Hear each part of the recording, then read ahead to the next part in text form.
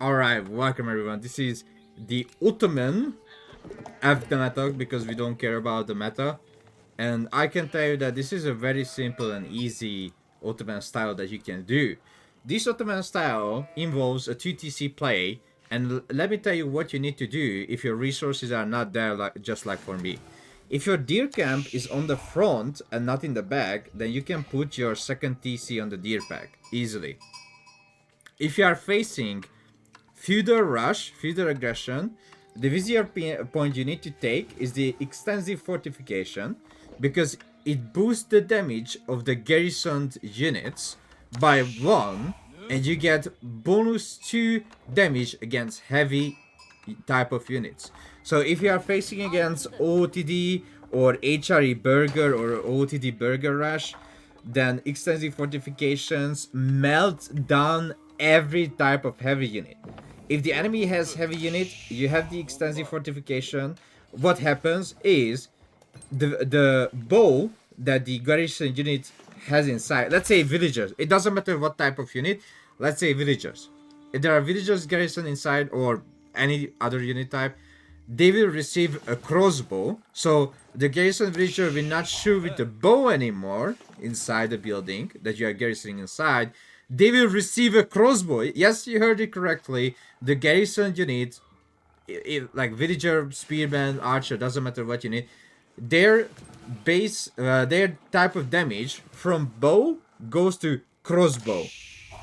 So instead of the 6 damage that each garrison unit has, it will have 7 damage plus 2 against heavy, so 9 damage against heavy units in Feudal, which is crazy, right? It's crazy. So what are we doing with the Ottoman is very simple. We do the 8-2 basic age up with the 2 on food, 8 on food and 2 on gold. When you have the 200 gold, you just send the villagers either to wood or gold. It's up to you which resources you are sending to. In this case, we are not building the TC in the back because this deer camp is already secured. The TC, if the deer camp is like on the front or here, I would build a TC on it. But because the deer camp is in the back, I will not build a TC on the deer camp. I would rather just build a TC on this gold. Because you can see, I can easily wall this up. I can put here a wall. And if I need to, I can put here a wall like here as well. So the deer is really secured. My deer camp cannot be raided. I'm going up with the Sultani trade network because this is a passive gold generation. I will have enough food with my Anatolian hills. This is 2000 extra food for you and 50% gathering speed. So now what I'm going to do, I'm just going to receive the 3 trader. And if you ask when I'm going to go with the food landmark is for like feudal all-in or like massive feudal aggression into castle age. Here, because I'm not doing any feudal all-in or feudal aggression, I'm going with the Sultani trade network. That's gonna give me the gold. And later on, I will use this landmark to purchase stone. You're asking like, why would I purchase stone? Well, because for the extra military schools, I will need to build in the castle age. So in castle age, I just get the stone out of the Sultani trade network. So you can see the villager split now. I'm aging up very slowly because I want to build my second TC. My second TC placement here on the gold because as I said, the deer is in the back. I don't need to build a second TC on the deer when it's really secured behind my base. So now I'm also will gather up enough stone and wood to build 2 military schools, get my Sipai out, and also build a blacksmith on it. Because if you don't build a blacksmith, that military school, I think it's gonna make you only 60 resources per minute. But if you have the blacksmith on it, then it's 80 resources per minute. And if you are in Castle Age with the Advanced Academy, that's 110 resources per minute per military school. So again, this is gonna be a very simple, and also I'm not following the meta with this build. Ottoman is casually not playing like this in the meta at all. Alright, age up happened. Now I'm gonna pull a few villager off from the resources, you can see. I put the 2 villager off from the landmark. I'm putting it onto the town center. I'm pulling villagers off from stone as well, and I'm putting in the town center. If you have like 6 villager building that second TC, that's perfectly fine. Like having 6 villager just building second TC, perfectly fine. It's 2 minutes 30 seconds. I think it will go down to like 1 minute 30 seconds. So just have 6 villager building the second TC, you can be fine. Now just focus to build the 2 military school and a blacksmith. While my opponent is playing with the demon sieve and the demonology he is doing is with the manor spam, right? At the same time, we have the 2TC, we have the Sultan Trade Network, which will give me 72 gold per minute, and 2 early military school, which will give me 80 resource per minute, 2 of them. I'm pulling off even more villager from stone because you will see I'm gonna have the 100 stone. I don't need more stone. I just gathered enough stone for the 2 military school as well. So villagers left on wood. Second TC finished on the gold. And I will pull some extra sheep from the main TC to the second TC because you will see I will even have way too much gold. Building the second military school, I immediately cancel the spearman out of the military school and put it on Sipahi. Now let's speed it up a little bit, because you will see also I'm pulling some sheep to the second TC because I'm gonna have way too much gold, because also the landmark is generating 72 gold per minute for me. I'm still keep making villagers to gold. I scouted my enemy, I see he's spamming manors, so my plan is the same. Just keep going to the castle age. If you are facing aggression, feudal all-in, you can build stable and archer range. That's all you need to do. You don't go barrack at all. Even if you are fighting against French, you don't go barrack. The reason behind that, if the French player is going to all-in you with rams, you just get the extensive fortification and you're gonna blast the knights. You're gonna destroy the knights. So remember when I said it's from 6 damage, it goes up to 9 damage against heavy units? You can go up to 10 damage if you get the steel arrow, because the steel arrow will increase the damage of the extended fortification even furthermore, because the steel arrow works with it. So you can do 10 damage to the knights. So 10 damage per garrison villager. So if you can get garrison 8 villager, then it's 10 times 8. And let's say the knight has 4 armor. So it's 6 times 8 damage to those units, which is really, really nice. So you just need to get the fortification. And if they are ram pushing, just put the villagers inside. So now I choose the Imperial Academy, and I'm going to the deer camp right now, because I didn't want it to go early on, because I want my age fast as possible. And this is walking time, right? So the time that you walk here, and you want to get upgrade and blah blah blah. I was like, I'm not gonna do that. I'm just gonna get rid. My villagers are closer as well, so just get up the resources and just go. Age up, it's not bad. We are on 2TC, 2 military school, and we are almost on 4 Sipahi, thanks to the military school. So you can see I didn't get to more stone at all. I just bought the stone. You can see it here. I just bought the stone for my military school. And I'm gonna buy another 100 stone, you will see. Very, very soon. Boom. So because I didn't got any kind of aggression, I picked the military campus, which gives you another military school. So now I have 4 military school with 80 resource per minute generation on the Sipahi. It will go up to 110 when I pick the military advanced academy. So now it's perfectly fine to make the Sipahi in 1 minute and 42 seconds. Or maybe 43. 4 military school and making Sprungald out of the Imperial Academy, and I'm pretty sure so far this doesn't even look a really, really hard build.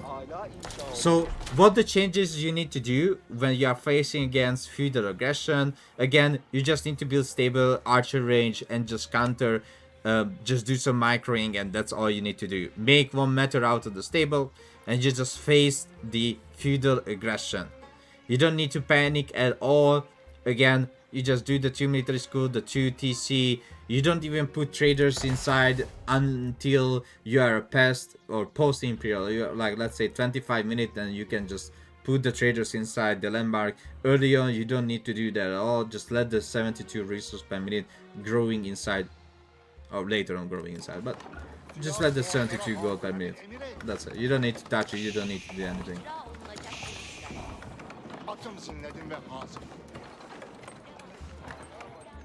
Alright, you upgraded your Sipai. Now you are getting some upgrades from the blacksmith as well. While the demon civilization has finished the full manor boom, you can see all manors are up. What we are doing is just Sipai and Sprungald. I'm pretty sure this is very simple to follow. Sprungald, Sipai. And at the same time we are collecting the relics as well, don't forget. Just build up a mosque, try to protect those scholars or imams that are picking up the relic for you. And just make Sipai, Sprungald. Sipai, Sprungald. Get your upgrades. You can see I have +1 damage already, +1 on the lumber preservation, +1 on chef mining. I got the wheelbarrow, and also I'm getting the horticulture. So right now, because we are over 10 minutes, we are getting all the tier 1 economical upgrades as well, and the blacksmith upgrades. You don't really need to run outside of your base. You can just get up your military. We are building +1 siege workshop because we need a huge Sprungald army to counter the enemy spearmen or crossbow.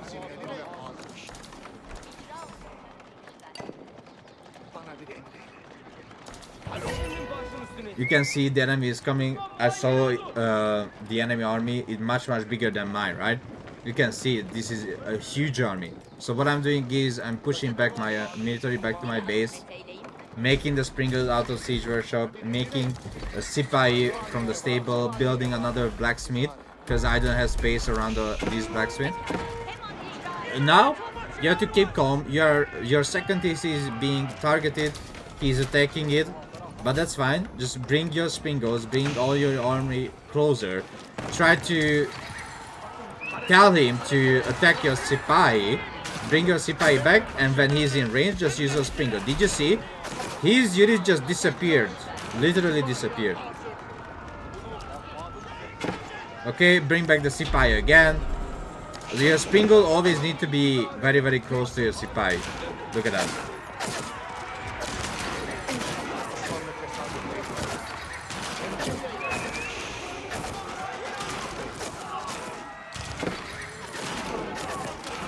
And that's it. His army is disappearing. And now I don't even need to queue up a single Sipai. You will see I will stop making Sipais a little bit later on. And I will get the Sipai just only for free. At the same time collecting relic. I have 3 relic. I'm sending out the villagers to get the neutral resources around my base. And also I'm building farms with the extra wood I have in the bank. Because it's much easier to decide now where I should spend my resources. So that's what I'm doing.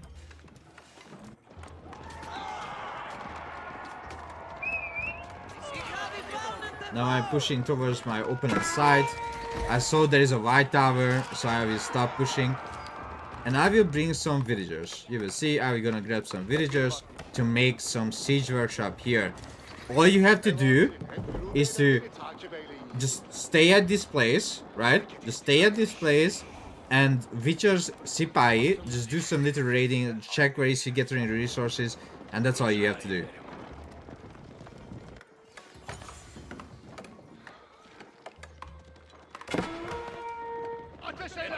Alright, going to the opponent's side. I'm doing some damage, not letting him to get their gold.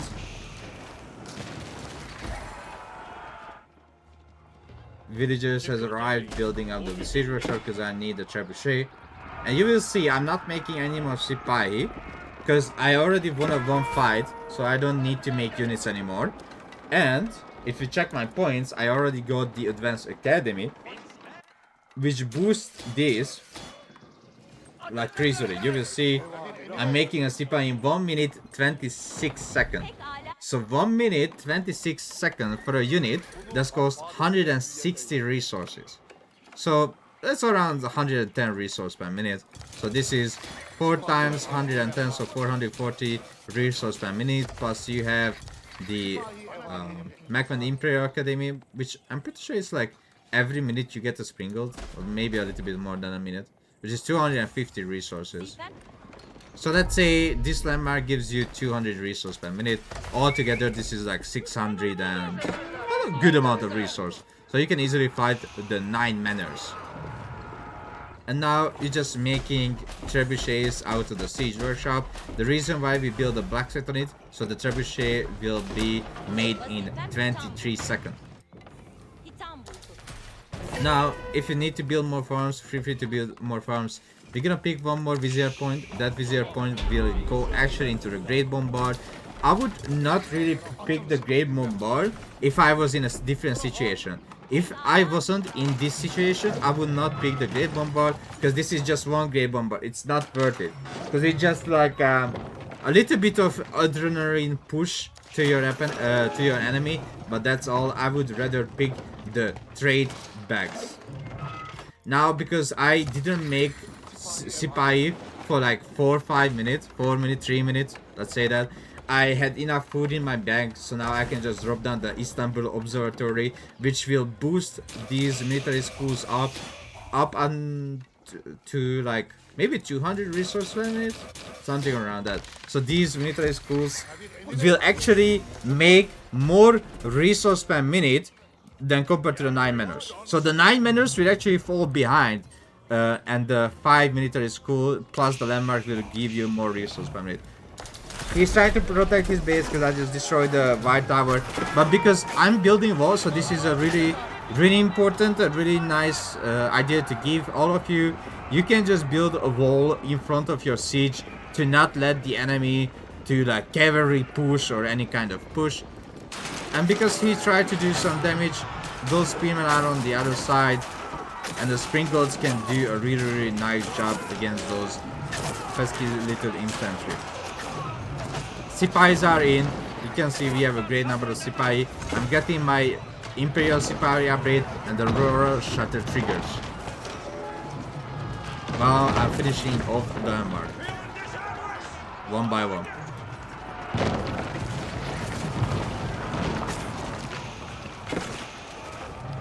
And 200 population.